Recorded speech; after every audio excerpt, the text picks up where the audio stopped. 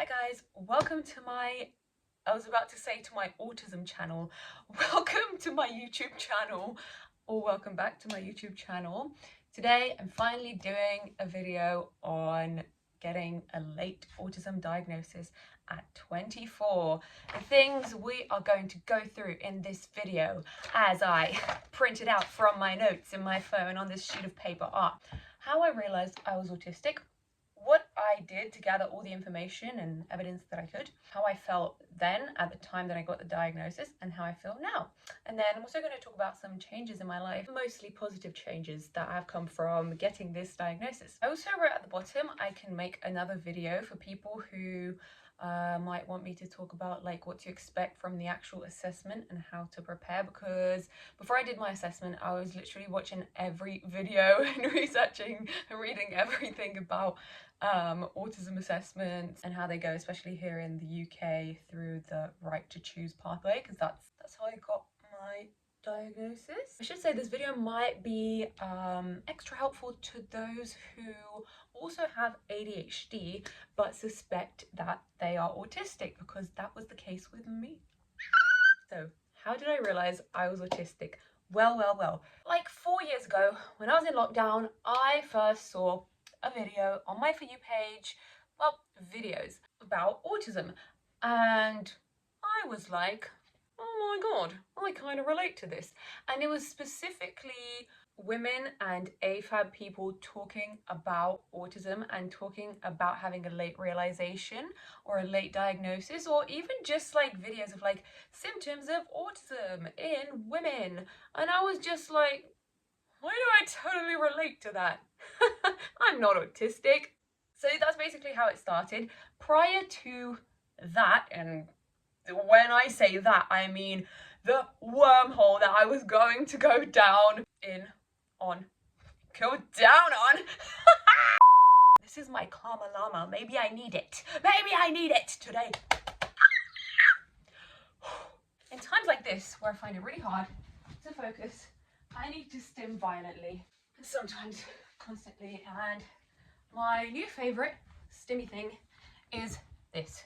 Prior to coming across videos like that on TikTok, the only thing I knew about autism is, I only kind of had experience of two autistic people in my life from ages 11 to 13. I knew these people. I didn't actually know them well, but one of them I was friends with. I used to do gymnastics with. And funny thing is, she also has ADHD and was taking ADHD medication at the time, and like, this is so weird because her special interest was horses. At the time, I had no idea what ADHD was, and I didn't even remember that she had ADHD until I realized I had ADHD and was autistic. And then I thought back to her because she's autistic, and then I thought, wait a minute, she used to take this medication because her sister said if she doesn't take this medication then she just goes wild and has to act like a horse. And I remember one specific day where she missed a dose of her medication. We had to set up like a race course, like a horse racing course, and she was just acting like a horse and going crazy, going wild. So I was like, whoa, this is ADHD and autism mix. But there is a saying that if you've met one autistic person, you've met one autistic person, because they can all be so different. Yes, we share a set of symptoms and difficulties, but like anyone with any kind of disability, that person is unique, and like different aspects of the disability may affect them, so you have to take that into account. Anyway, I don't even know what the point of me telling that story was. I guess, okay, yeah. The other thing that I knew about autism from knowing this girl is that you can't read facial expressions. So basically, I remember she used to go with this other boy. She used to go to like special classes to help them understand facial expressions better. I don't know what kind of classes it was, but like that's kind of the impression I got. The other boy, I didn't know him very well. I just knew he was in their year. He was quite different. We weren't friends. Unfortunately, he was bullied a lot. I don't think he spoke much, but he was more of a classic presentation of autism, and she was pretty high masking. So the only really different thing that I acknowledged, and it's funny, even though I didn't actually understand what autism is, I never once doubted that she was autistic, even though she was just like me. Like, it wasn't an obvious thing, you know, but I was told these things about her, like she has a hard time reading facial expressions, understanding people. So I was like, okay. Up until I'd come across these videos on TikTok, if you asked me what I thought autism is, I would have said it's a problem where you don't understand people's facial expressions. That's literally all I knew about it. And it's a pretty serious disability. Like, I literally didn't know anything about it. So as more and more of these videos were coming on my For You page, I started doing some research into autism, and it was weird because I found a lot of things that I related to. It's like an alarming amount of things that I related to, but I kept going back and forward on the idea that I could be autistic, because sometimes I'd see something that I didn't really feel I connected with, so I'd go, oh, I'm not autistic. And then I would see an autistic creator, usually AFAB, talking about their experience, and I would be like, but I extremely relate to you and I feel like that. I feel like that all the time. I guess I'm just not autistic, but I totally understand you and have the same experience. Most of the time it would be creators with autism and ADHD as well. So I started to come to think that autism and ADHD just had a big overlap, but the truth is they don't really have a big overlap. There are some things they share, like executive function struggles, and also they can both have sensory issues. Sensory issues are really prevalent in people who are autistic. I don't know the exact statistics, but it's like upwards of 90% of autistic people have sensory issues. There are some autistic people who don't have sensory issues because it is not a definite criteria that you have to tick to be diagnosed. The main criteria for autism are the differences in social communication, and number two, difficulty with change and insistence on sameness. And this also, I'm pretty sure this also includes repetitive movements, and that includes stimming. I need to get my autism folder. I can't be wrong when I'm talking about autism. First thing that comes up are these pictures of myself. I put them in here just in case I needed to show my psychiatrist, because it's not stated in the autism criteria, but it is known that autistic people can have really awkward body language. So I just included like some examples of how I would pose when I was younger, even though in my head I would think, I look so good right now, I look amazing, I look like a model. I don't have to say anything. Okay, criteria C and D are basically to figure out if these things have been going on since childhood. Criteria C, yeah, must be present starting in childhood. Criteria D, symptoms cause clinically significant impairment, of course. Because if your issues don't impair you in your day-to-day life, then you're not going to get a diagnosis, because autism is a disability. As I did like intensive research, and I researched autism for 3 years until I realized I was kind of sure enough that I was autistic to go for a diagnosis, to go for an assessment. This was no light, like, I see 1 or 2 videos and I'm like, oh, I think I'm autistic. No, guys, literally became my special interest. What made it difficult for me is that I have a lot of comorbidities. I have OCD and ADHD, and I've always had a lot of social anxiety. So I literally was like, I just have OCD, ADHD, and social anxiety, and sensory issues. I'm not autistic. And you know, someone can actually have that. So that's what made it really, really difficult, because I had to dig really, really deep and look into my childhood and think about my whole life and speak to people and look back on pictures and videos and think about how I was in school and everything. What helped me realize that, yes, I am autistic, is really unpacking the criteria and following some amazing people who explained how this criteria applies, not in the most like literal way as well, because this is the thing, if you're autistic, you're a very literal thinker, so you're gonna read the criteria, you're gonna see like deficits in social communication, and if you don't think you have deficits, and also not everyone with autism has social anxiety, So especially if you don't think you have any struggles socially, well, you're going to think I don't fit that criteria. Issues around change and insistence on sameness. If you also have ADHD and that ADHD is raging, it's going to be really, really hard to know that you actually have these issues unless the autism kind of overshadows the ADHD. In my case, my ADHD overshadowed my autism pretty much most of my life. Of course, there's times where, one came more to the surface, but mainly it was my ADHD. And the thing that actually made me most sure that I am autistic is after I started taking ADHD medication. Because basically what it does is it takes some of that hyperactivity away. It takes away that horrible overcrowded feeling in your brain. You're able to just be your regular self as if you didn't. For some people it might be as if they didn't have ADHD, but for me it reduces it to on a really, really good day 80%. It's I only have 20% ADHD. That would be 20% struggling with the symptoms of ADHD after taking the medication. And yeah, what I basically noticed after starting to take ADHD medication is that my autistic traits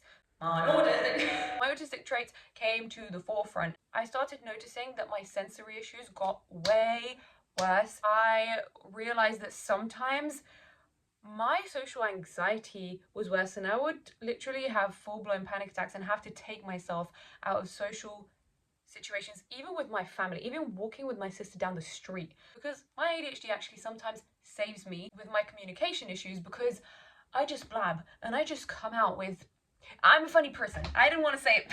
I just come out with random funny things. People seem to find me funny. And I use that, and I don't even have to try hard when I'm unmedicated. But when I am medicated and there's more silence in my brain, there's also more panic in me because I don't know what to say. And the social communication issues that are caused by autism are more noticeable, whereas when I'm full-blown ADHD, I can fly over it more easily, although I have always had communication issues from the start. So before I actually learned about it, I thought autism was not being able to read people's facial expressions and also hating loud sounds. And this is another reason why I thought I am not autistic, because when I was younger especially, I was so loud. I could also be very quiet at times when I was stumped socially. But when the hyper side came out, I love being loud. I didn't really care much for people who were bothered by my loudness. It actually really annoyed me, and I would just continue being loud, and I love screaming and I love blasting music. So I thought, there's no way I can't be autistic. Wrong. So basically the way I realized I actually have sensory issues is I learned about autism and trauma and masking, and I realized that I had been masking a lot of my sensory issues. Well, not necessarily my sensory issues, I had been masking my sensory discomfort, because there would be many times where someone would talk about certain sensory issues and I would get this angry response. I'd be like, oh, I'm bothered by that too, but I just get over it, or I just carry on. Yeah, it makes me really, really angry. Yeah, it makes me want to rip my hair out, but I can't say anything about it. So basically, when I kind of started reading about masking and how growing up undiagnosed autistic can be traumatic, I unpacked a lot of that. I started being more present in my body and just noticing things more, how things affect me, and just listening to my body more and accommodating myself. And I realized that there were loads of situations where sensory things did bother me. I just grew up traumatized. I grew up in a pretty harsh, strict Romanian family, and just little things as I saw them, or as my family would see them when I would have complaints. Yeah, sensory issues were just it was get over it, stop being dramatic, I definitely knew though that I had I would always say I have a sixth sense, or I knew, okay, this is the thing, I knew that I feel more than regular people, and I knew that I experience the world, just emotions in general and senses. I just knew that the way I experience the senses is turned up way higher than how a regular person experiences their senses. I was always really sensitive to light, and I didn't even know this was part of sensory issues for some reason. I thought it was just I don't like loud sounds, but obviously it's not that. So yeah, I've always been really sensitive to light. I literally cannot walk down the road when it's sunny. I walk down the road like this, barely like having my eyes open like that. Loud sounds don't bother me so much. Things that really get to me is overlapping sounds. I cannot stand overlapping sounds. It puts a fire in my stomach and makes me rage inside. Small repetitive noise is worse for me, like someone just tapping lightly over and over again is worse for me than someone screaming. Okay, we come to touch. I've always been averse to like loads of different materials. Like there was actually no question about this one. I was like, yeah, I have sensory issues to do with that. Smell. Since I was young, I would say, and my mum would say, that I have the nose of a fox or like a sniffer dog, because I just have a very good sense of smell, and I'm very, very easily overwhelmed by smells. Any perfumes, what are those things that you like plug in the wall and they release like smells into your house?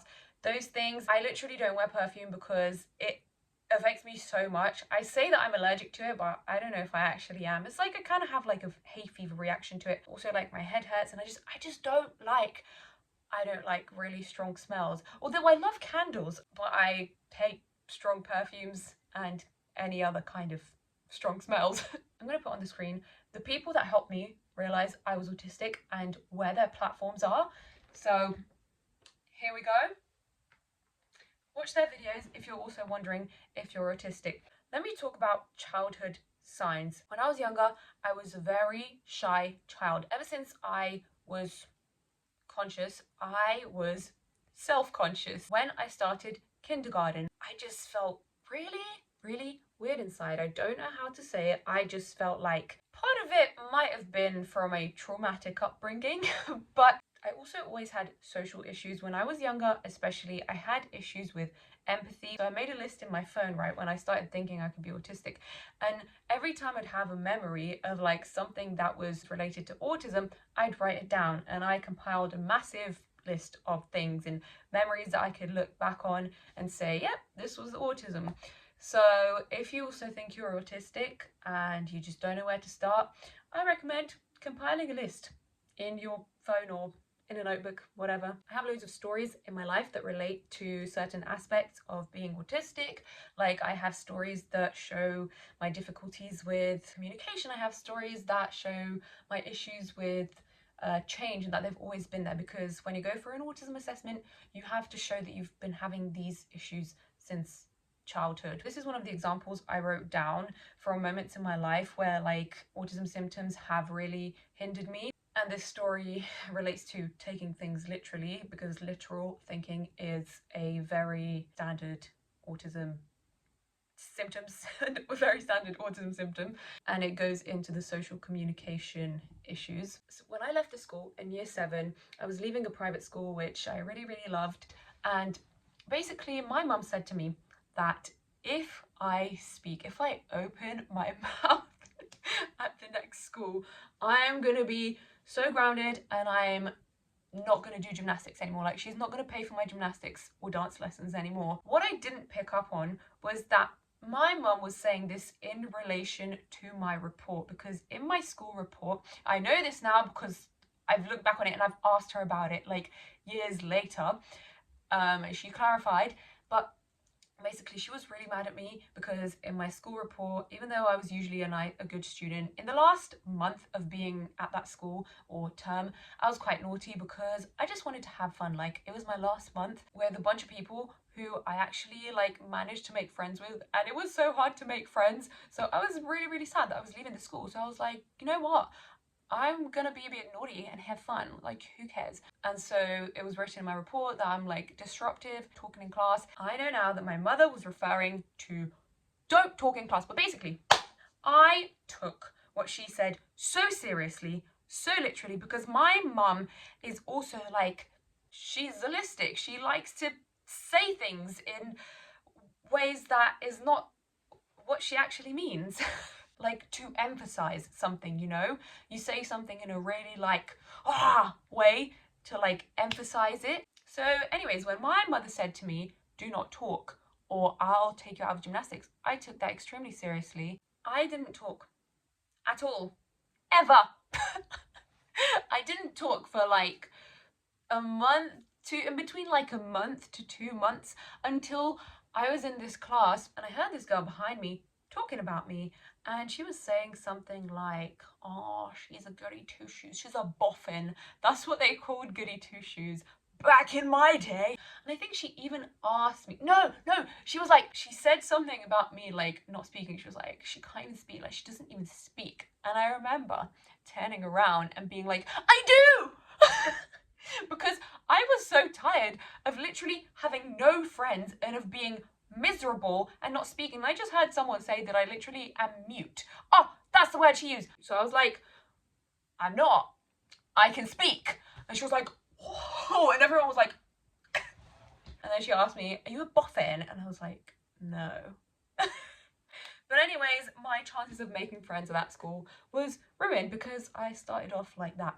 And then it was really difficult, as always. But I got very badly bullied at that school. So that's a specific story, and I have loads of different stories like that to show like my difficulties growing up from when I was little up into now, and how they are directly correlated with autism. I could give you loads of those stories, but I don't have time to go into all of that. I could give you those stories maybe in another video or on a live, so you guys just request it in the comments if you want it. I clearly want to do it. Because I like talking about myself and about things that interest me. So basically, yeah, I had struggled all my life with friendships, with relationships.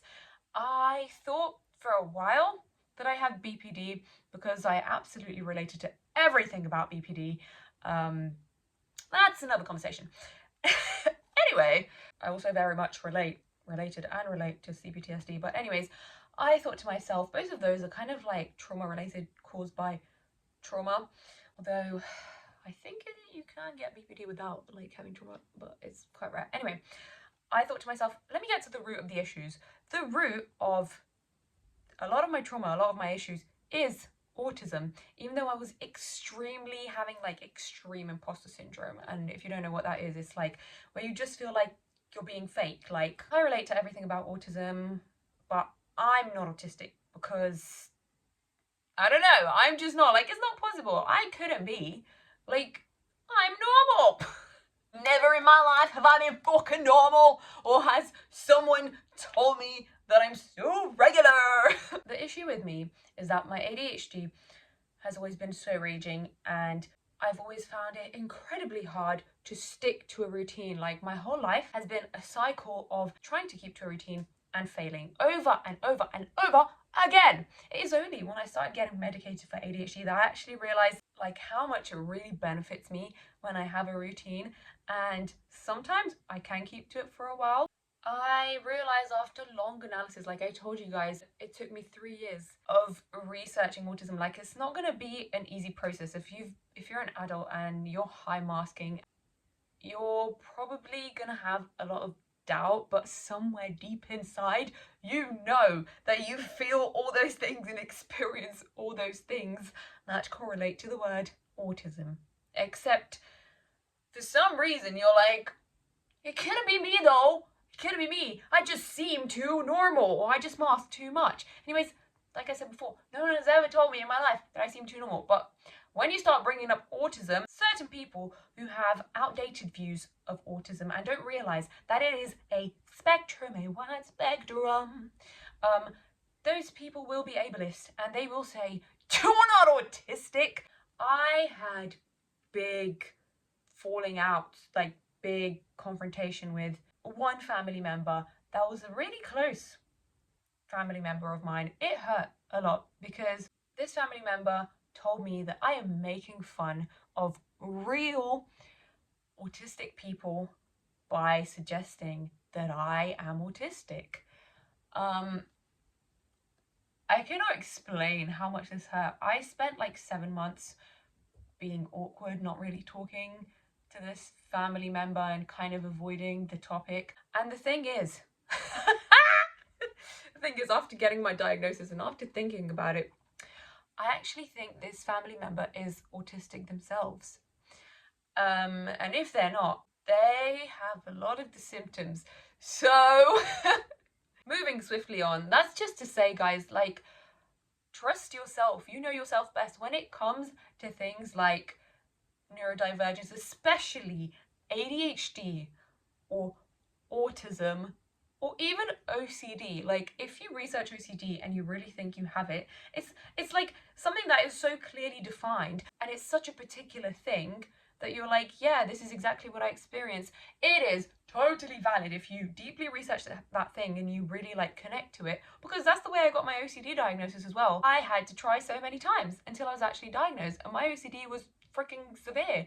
Like, it really, really damaged my quality of life. Going on to stimming, there was like no question about that one because I always stimmed a lot, and there's times in my childhood where I stimmed in ways that was like really annoying to adults around me. For example, I used to do the shriek when I was younger. It was like, I can't do it anymore. It used to be really loud. And it was a sound, but like way louder. And I wasn't like breathing in, I was breathing out when I do it. It was like my parents hated me doing that so much. They would be like, you do that sound one more time and you're out. And basically traumatized me out of stimming in certain ways, such as that one, which was so fun, and I really needed to do it. Another thing is I need to stim. Stimming helps me process things. It helps with sensory overload. It helps when I'm having a difficult conversation or I'm struggling to get my words out. I struggled a lot with using alcohol and using different substances, usually legal substances, but prescribed drugs that were not prescribed to me. I would just take anything to just help me with, like, it was usually to help with my social anxiety. And now that I've realized I'm autistic, I've realized how much of my social anxiety actually comes from autism and issues with communication and differences in communication. Basically, what made me consider autism is that I got diagnosed with ADHD, I got diagnosed with OCD, and I just felt like that wasn't it. When I actually first got my ADHD diagnosis, I was like, this is it, all I've been missing, I'm gonna be perfect now. My social anxiety is gonna disappear. But no, that feeling went away quickly, and now I'm like, I can't explain. I know myself. I feel like I finally fully understand myself, and I know there's trauma issues, and that's gotta be worked on someday when I have lots of money and can afford a good therapist. But I know where those issues are coming from, and this just totally makes sense. Like, autism and ADHD together, that's it. That was the reason for so many of my issues in school, at home, in life, in relationships. But basically, I want to quickly tell you about this other experience that I had. Throughout my life, I always felt like I was performing socially, like I was putting on a performance, always like had to entertain people, and a lot of the time my face would start hurting throughout the day and I'd like have to massage it. As I got older and older, it started becoming harder and harder to keep on putting my facial expressions on. I would also put my facial expressions on because throughout my life growing up, I basically just get people telling me that what I'm saying doesn't match up to how I'm expressing it. And so this made me mask a lot more, and this just became more and more exhausting as I grew up. And by the time I was at my last university, I was really done with it, and I started telling my few friends that I made there that I have this issue with my face. And at the end of the day, or sometimes during the day, I could not express anymore. So I would just tell them, guys, it's that time where I can't put on my facial expressions anymore. So I have to relax my face. So just know I'm still finding things funny. I'm still replying with enthusiasm. I just can't express it very well anymore. And so this is something that I realize is greatly related to autism. And this kind of takes me to the point of the changes in my life. So I tried to start unmasking before my autism diagnosis because I was pretty sure that I was autistic, but I wasn't 100% sure. But now that I've got this diagnosis, it's like I can fully let go. I'm honestly so tired of I don't even care. I don't even care anymore. I don't care how I come across when I'm unmasking, because quite literally, I have a disability. That means I communicate differently than holistic people. My facial expressions and my tone of voice might not reflect what I'm saying. I very often tell people, please listen to my words. Don't listen to the way I'm saying things. Yet I feel like I'm also a very expressive person, but I do feel like a lot of this is masking. The positive changes that have come from unmasking have been less social anxiety, because now I can just say, I can say when I don't understand anything. And if there ever is a misunderstanding and someone doesn't know me, I will say, I'm autistic and I take things very literally. So when you said this, it made me think this. I think this is what led to our misunderstanding. And that makes things a hell of a lot easier. I can also be more honest. I do very bad with vagueness, like I'm autistic. I need you to be precise with your language.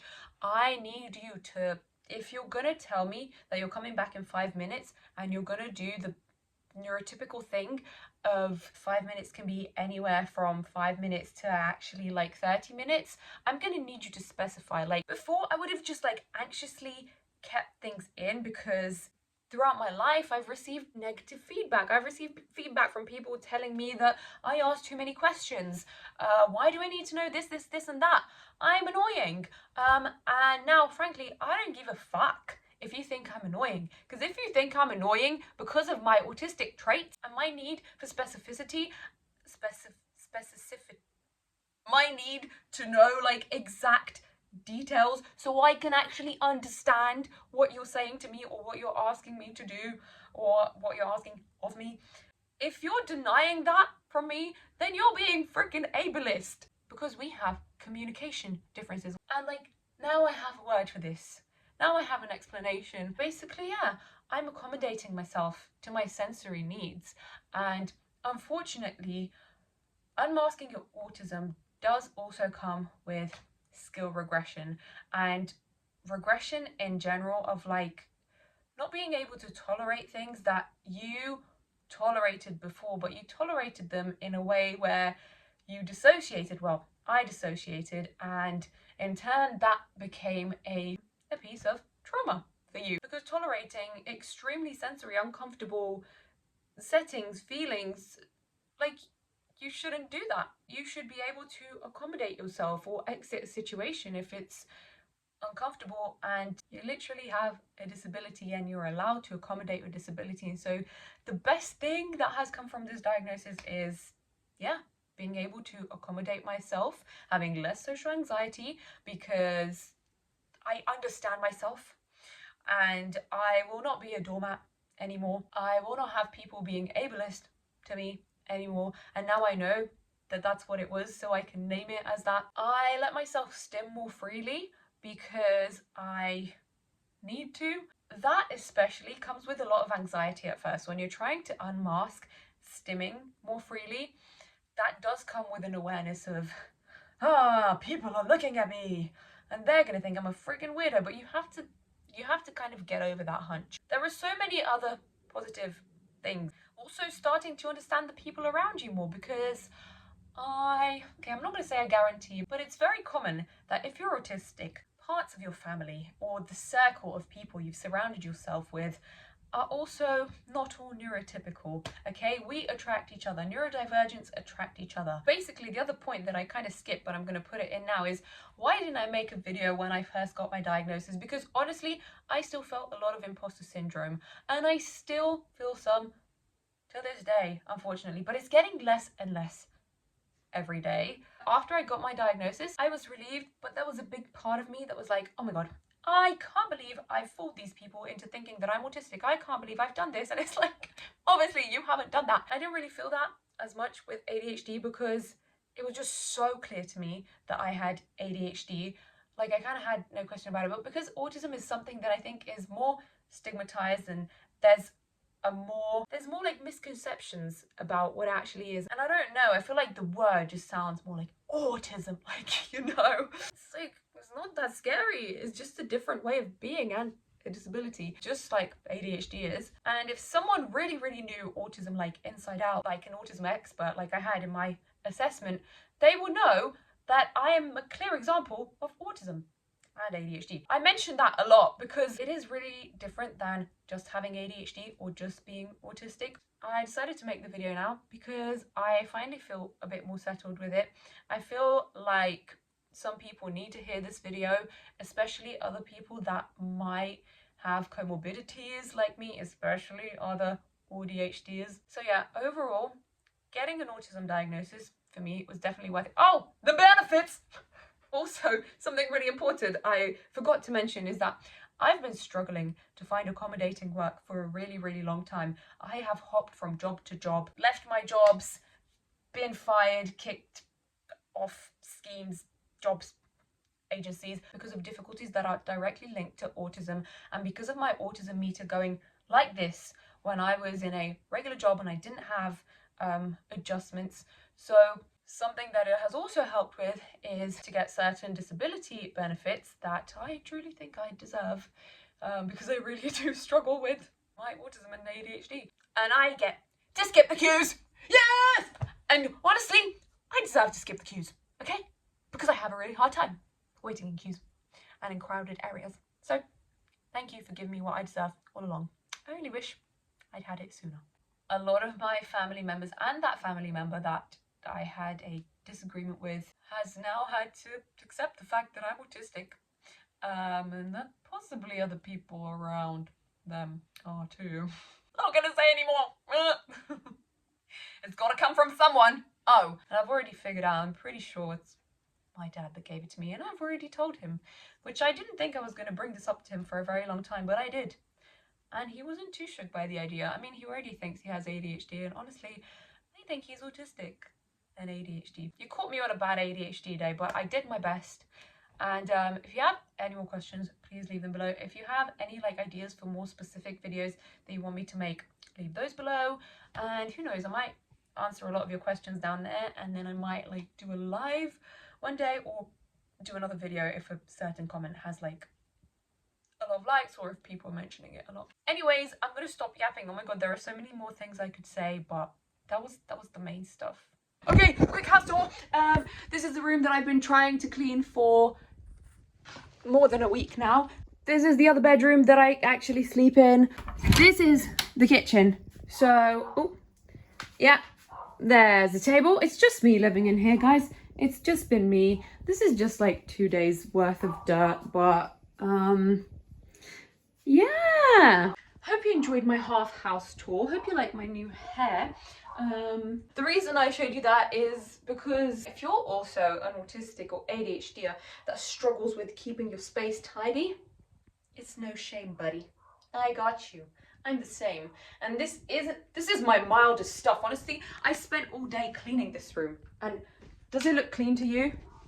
Does it look clean? Look at this desk. And I'm hopefully going to finish cleaning by today, although I've said that the past 2 weeks or so. So anyways, subscribe to me if you want more autism ADHD content, or if you just think, oh my god, this chick is cool, I want to subscribe, and I don't know, send this video to someone who might be interested.